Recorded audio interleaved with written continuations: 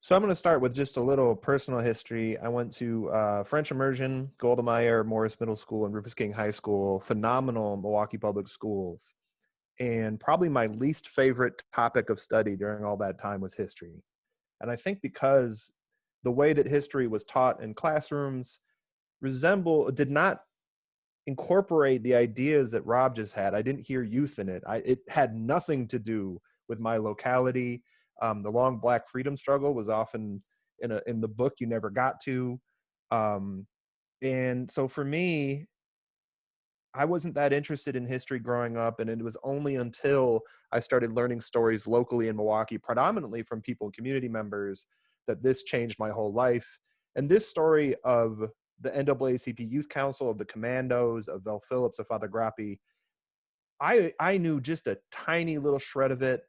And these images that you're looking at right now, so this image you're seeing right here, this is on Cesar Chavez Drive and National Avenue, where those people are standing on top of those cars yelling racist insults. That today is a Popeyes restaurant. These images came from Milwaukee, Wisconsin. When we think of the images, the canonical, iconic images of the civil rights movement, so rarely do people think of Milwaukee as a place that it happened, especially Milwaukeeans. The civil rights movement always feels like an image like this, which is dramatic and would capture anyone's attention.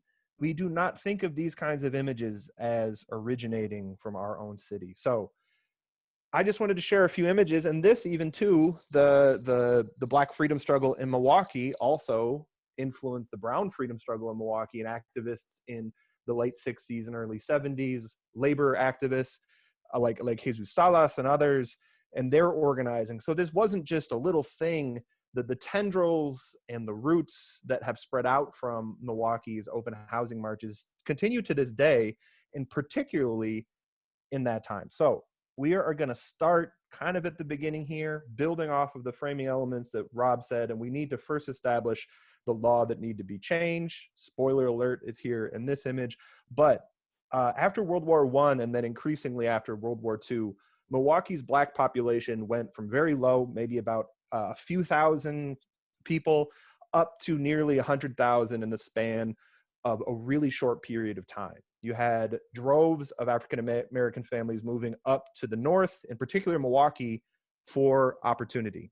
So you had big companies, A.O. Smith, Harnisch-Veger, you had Briggs and Stratton, the Milwaukee Railroad Shops, all these different companies.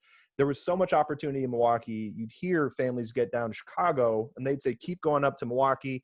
You can get a job tomorrow and afford to buy a house next year. And that actually is where the law comes in. What we're seeing right now is Walnut Street. Walnut Street was the center of Black business in the entire state of Wisconsin at a time when Milwaukee had the highest Black business per capita in the entire country. Milwaukee had one of the wealthiest Black communities in the entire country in the 60s. And I'm going to say that again because I don't think I heard that in my entire life until the last few years. Milwaukee had one of the wealthiest, most prosperous Black communities in the entire country in the 60s. So Walnut Street demonstrates it. There was all kinds of culture happening there. There were professionals that were thriving on Walnut Street. There was a big Black middle class in Milwaukee, yet here is what they ran into. Folks could afford to buy homes, but they were systematically denied the opportunity to buy homes. They were also systematically denied the opportunity to rent in any neighborhood. Milwaukee's Black community was concentrated in a small part of town, and because no one could own their property, oftentimes there were slumlords who refused to make improvements or even just maintain the homes in which Black people lived. This map, what you're seeing, can someone in the chat tell me, what does this show us? What is this map an illustration of? I know someone knows it just from looking at it. Absolutely. So this is housing restrictions kind of as a secondary piece. Is it manifested in housing restrictions.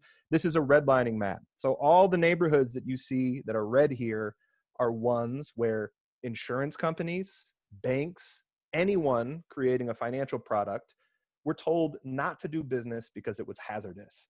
And give me one guess in the chat. Who do you think lived in these red neighborhoods? African Americans for sure. also Milwaukee's burgeoning Latino population as well. And actually, and it says some things like poor lower type Jews in some of the comments for these maps. So these are, I want to point this out, these documents, this document, it wasn't someone who was trolling on Facebook saying, here's who deserves money and here's who doesn't. These were federal documents, encoded and written into them were racism and racist policies. So this is the definition of institutional racism. Speaking of which, this is another thing. Does anybody know the name? It actually kind of has the name or what we've come to call these things. In the chat, someone tell me what we call these things.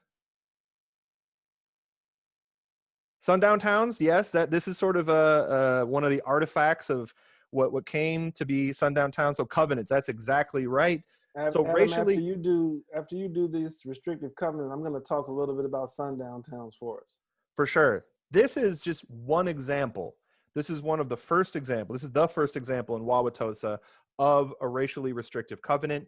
You can read it for yourself. You can see there, it was coding into the land that it was whites only. What you're seeing here is just one example of many in the suburb of Wauwatosa. Also, most of the suburbs around Milwaukee had similar racially restrictive covenants. So as the vehicle of American opportunity was being built, suburbs, or the idea of it, the suburbs were being built systematically in Milwaukee and around the country. Black folks were told, you cannot buy here, you do not belong here. And not just informally, it was formally put into the land. So when we talk about changing the law in Milwaukee, Wisconsin, the law that was meant to be changed, you had a powerful Black community who could afford to buy homes, who could afford housing stock to build their own, et cetera, but they were being locked out of it, and that caused an immense amount of frustration and consternation. Rob, sundown towns. You know, sundown towns are, thank you, Michelle. James Lowell, is that the author? James Lowen, I think is the name. Yep, I'm going to put this in the chat for us. Thanks, Michelle. Sundown towns are almost distinctly northern in their reality. I guess the whole southern region was a sundown region. But sundown towns are municipalities that either expressly in language or in practice demanded that African Americans be out of town before sundown. And if I'm going to drop a couple things in the chat, if you look at maps of sundown towns, particularly those in Wisconsin, you can just see the city of Milwaukee sort of peppered with sundown towns around the city in the area. And so as much as we talk about Milwaukee being a segregated city, it's also a region that has been shaped by these racialized practices, not only in housing, but in the way that municipalities condone a particular type of racism and racial hostility. So make sure to pair restrictive covenants and that longstanding history with the broader regional expressions associated with sundown towns. I'm going to drop that info in the chat, folks. Go ahead, Adam.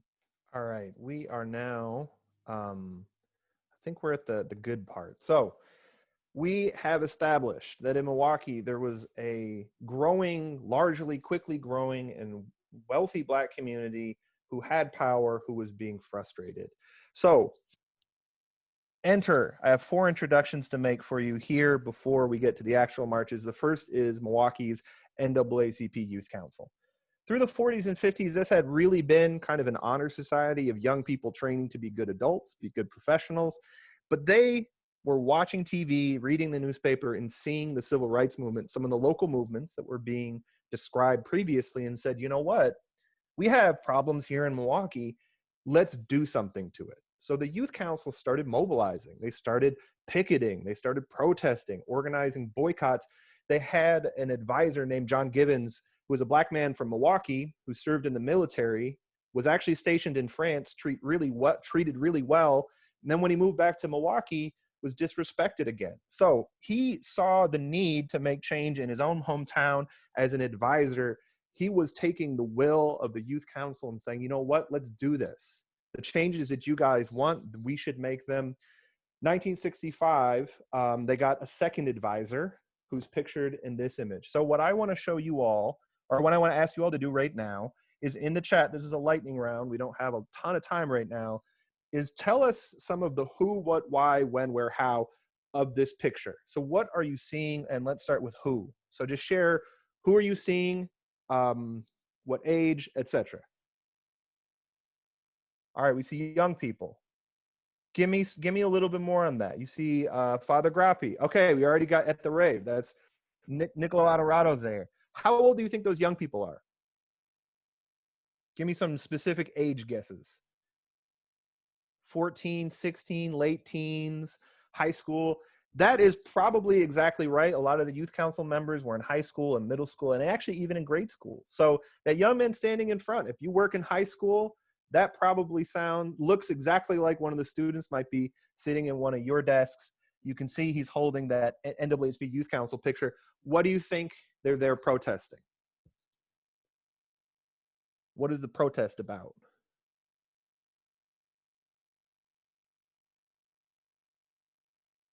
Anybody got it? It's been whites only. There you go. Can anybody then, okay, the all white Eagles club, they weren't allowed in. Can anybody now make the connection here, looking at the marquee of the Eagles club and that policy, and see the huge glaring irony? Absolutely. So people are seeing Duke Ellington, the Black Performers. Duke Ellington and his big band could not buy tickets to their own show if they had family in Milwaukee, cousins, because I'm sure they did actually. None of them could buy tickets to see their own show. And when they went across the street to the Ambassador Hotel, where the Beatles had just stayed, chances are they would have told them, sorry, no vacancies. You got to go stay somewhere down on Walnut Street. And then on Walnut Street, those same musicians would probably play better concerts at the clubs that we saw on Walnut Street late into the night. So what we can see here is the youth council protesting this incredible just contradiction and a really important point to make is the Eagles Club had members that included politicians who were elected and judges in Milwaukee. So it was kind of this, not just a place where people went to be entertained, it was also a place where decisions were made, where power was built. So this is a youth council and their advisor, Father Grappi. An important point to make about them, and I will make it as we move to the next image. Father Grappi saw what the youth council was doing with their advisor, John Gibbons, prior to him and said, you know what, I'm a fan. A lot of times people tell this story the other way. Father Grappi saw what the youth council had done. He'd been involved in civil rights activity down south, and he said, you know what, I love what you're doing. Let's take it further together. So tell me a little bit about what you're seeing in this picture. Can anybody give me I mean, you don't need to know exactly where it is. What kind of building do you think this is? And folks, so we want to emphasize that part of what we have learned is that by giving young people the opportunity to become historians and analyzing photos and analyzing primary documents, as you all know, as educators, they get engaged by that. It gives them the opportunity to become a part of the historical discourse in very important ways. I've yet to be in a classroom where there wasn't at least one young person who said something that I hadn't thought about, which adds to then my own approach to the classroom. Bomb shelter sign. People are pointing out the fallout shelter sign here makes it look like a school, and then there's even someone else pointing out that it looks like a church. You're actually both right. This is outside of the old St. Boniface Church.